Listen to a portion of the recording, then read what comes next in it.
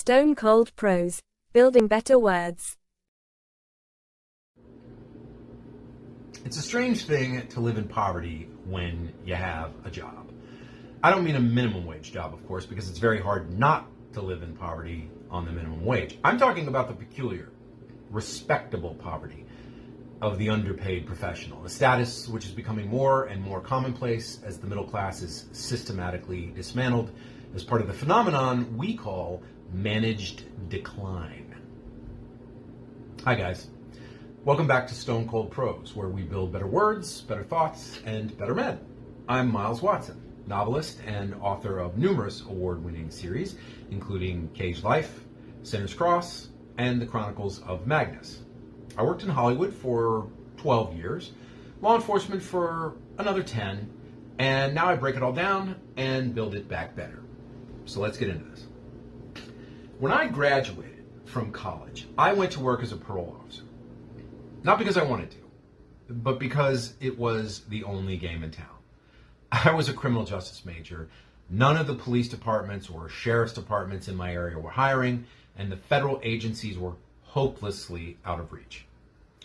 So when the offer floated my way, I grabbed it, as a drowning man grabs a life preserver, not necessarily grasping in the moment that he's not actually saving his life, but simply decreasing the speed at which he will die. The starting salary for my job in 1997 was $19,800 a year. After taxes and union dues, $14,800 a year. After deducting what I'd pay in student loans for the same period, it was $11,800 a year, and after rent, $6,800 a year. After utilities, $5,125, and after my city parking permit, $4,925. Well, guess what? Even in 1997, even in small town Pennsylvania, even with a commute that lasted exactly how long it took me to cross the street, $4,925 a year is pretty damn tough to live on. Adjusted for inflation today, it's in fact less than $10,000 would be for a year. And the dollar has lost half its value in the intervening period. It isn't completely impossible to live on 10 grand a year in take-home pay nowadays, and people somehow manage to scrape by with even less. But for a middle-class kid whose only experience with privation was the self-inflicted collegiate kind, it was an eye-opener, to say the least. The first thing I noticed was the constant hunger. I don't think I'm exaggerating at all when I say that my chief memory of that time was trying to eat on a food budget that amounted to $5 a day. Breakfast was no problem. I lived above a diner, and I could purchase an egg and cheese sandwich and a cup of coffee for about $2.50. I could not afford to eat out at lunch, however, so I had to walk home and cook a very, very carefully measured out portion of No Frills brand spaghetti. Tomato sauce and butter being luxuries I could very, very seldom afford, I sprayed the noodles with Pam and gave them a dusting of garlic salt, which was one of the very, very few spices I could obtain from the 99-cent store back in those days to add the illusion of flavor. That and a glass of water constituted my midday meal. Dinner, which I ate at 5 o'clock, was the same thing. By 7, I was hungry again, but I could not eat until the following morning. I often went to bed tormented by stomach pangs, and I have vivid recollections of waking up at 3 a.m. to ransack my little slot kitchen, hoping to find a sauce packet or a crust of bread or even a breath mint left in a drawer by a previous tenant, and never, ever succeeding. Because my car had broken down and I lacked the money to fix it, I was forced to do all my grocery shopping from the farmer's market down the street. Now, in practical terms, this was both more expensive and more wasteful than a grocery store, which I couldn't get to anyway, because the meat, vegetables, and bread I bought from the market were free of preservatives, which was great, except that if they weren't eaten in 24 to 72 hours, the only thing they fed was my garbage can. At the same time, I went to lengths to ration my food that in retrospect are kind of ridiculous. At some point or other, I did manage to lay my hands on a jar of tomato sauce. And I have a vivid memory when it was finally empty, of refusing to throw it away, but instead pouring a batch of just cooked spaghetti into it, sealing the jar, and then shaking it for several minutes. By this method, I managed to obtain a sauce coating per noodle of about 1/32 of an inch. I considered this a stroke of absolute genius. Aside from hunger, there was a constant battle to save money in small ways. I could not afford to wash my clothes at a laundromat, so I opted for the 19th century method of filling my bathtub with hot water and dish soap, stirring the clothes with a broom handle, showering them, and then laying them to dry on the radiator. In another stroke of genius, which ended up looking suspiciously like idiocy, I tried to use a steam iron to speed dry a dress shirt that I needed for court the following morning. Now, oddly enough, I managed to reduce the shirt almost to ashes without drying it, which I would have thought physically impossible. I was so convinced it was a fluke that I destroyed 2 more shirts, and I mean really good ones, before I abandoned the method because I was running out of shirts. Now, I admit poverty of this sort is not the poverty of a homeless man. It's not even the poverty of my next door neighbors at the time, a husband and a wife with 2 children whose apartment was no larger than mine. It's not poverty at all, really, but rather what George Orwell called life on £1 a week. It's a constant awareness of the emptiness of your belly, the emptiness of your pockets, and the things you cannot do and cannot have. Among the things I could not do during this period were eat in a restaurant of any kind after 10 o'clock in the morning, go on a date, go for a drive, go see a movie, go drink a beer, go rent a DVD. Yes, I know I'm dating myself. Buy a book, travel even by bus, attend a concert, or even enter a department store, not at any rate without the knowledge that I would be leaving empty-handed. Daily life consisted of sleep, work, and then this kind of idle stupor between the time I got home and the time I fell into bed, during which it was nearly impossible for me to do anything else since there was nothing else for me to do. There were times when I lacked the physical energy even to read, and as you can see, I love to read. But worse than any physical suffering or mental depression caused by life on £1 a week is the never-ceasing taxation of one's dignity. The sole of your dress shoe comes away from the upper, and you can't afford to have it resoled. So you glue it yourself. But the glue doesn't hold.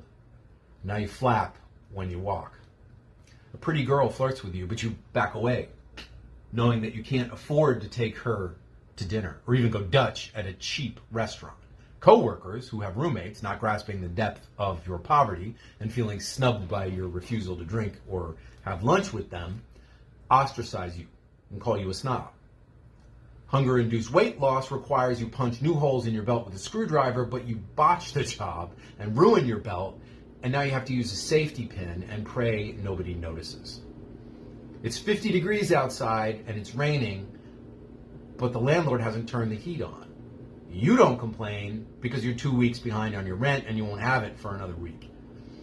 A close friend is getting married in the next state, and not only can't you afford to go to the wedding, you can't send a present or even a small check, with the result that his newly minted bride despises you from that day forward. One often undiscussed aspect of life on £1 a week is loneliness. I mentioned the inability to date, which at that time in my life did not entirely mean the inability to have sex, but it did mean the inability to socialize outside of work. Between the lack of the car and the lack of the money, any sort of community life was denied me. I said no concerts, but there are also no bars, no sporting events, no visit home to see the family, nothing that would burn up the money I needed simply to exist. I spent nearly all of my off hours alone, and while I do enjoy a certain amount of solitude, when it's forced on me, I enjoy it a hell of a lot less. Now, this was my experience, some small part of it anyway, with respectable poverty. The poverty of a man who wore a suit and tie to work, who had health benefits, who even carried a badge, yet who had to eat no-frills brand spaghetti twice a day and not occasionally chow down on rotten meat. Because, hey, if you cook it long enough, it's not rotten, it's just burned. There was nothing whatsoever unique about this. Don't get me twisted. Millions were in the same boat. Millions are in the same boat today. And yet, according to the government, I was not below the poverty line, not in need of assistance, and did not qualify for special terms on my student loans. Because, hey, what has 2 thumbs and had a job?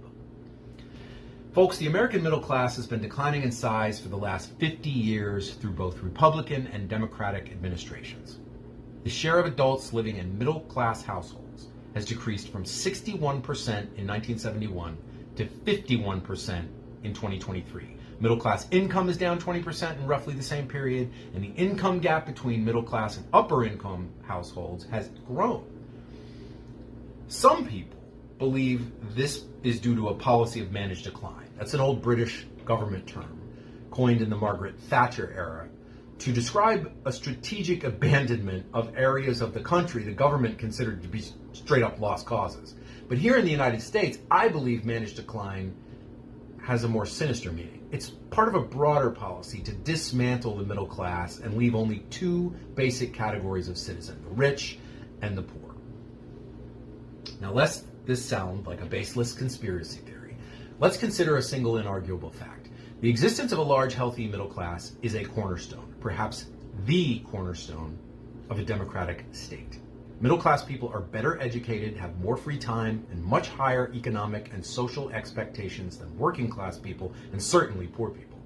But beyond this, and this too is an inarguable fact, is that it's the middle class which historically produces the most revolutionaries. There are exceptions, obviously, but most revolutionary leaders, regardless of their politics or aims, Washington, Robespierre, Gandhi, Lenin, Trotsky, Luxembourg, Castro, Guevara, Franco, and Hitler were all middle class in origin.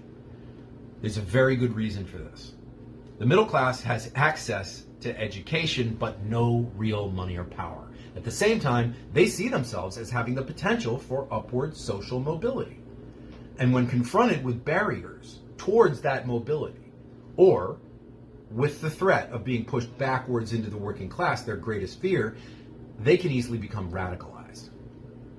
The ruling classes, having a firm grasp on history, if for no other reason than past as prologue, are very well aware of this. They are also aware that the more democratized, liberal if you prefer the word, a society becomes, the less tolerant it is of extreme wealth. After World War II, with a Republican in the White House, the top statutory tax rate in the United States was 91%.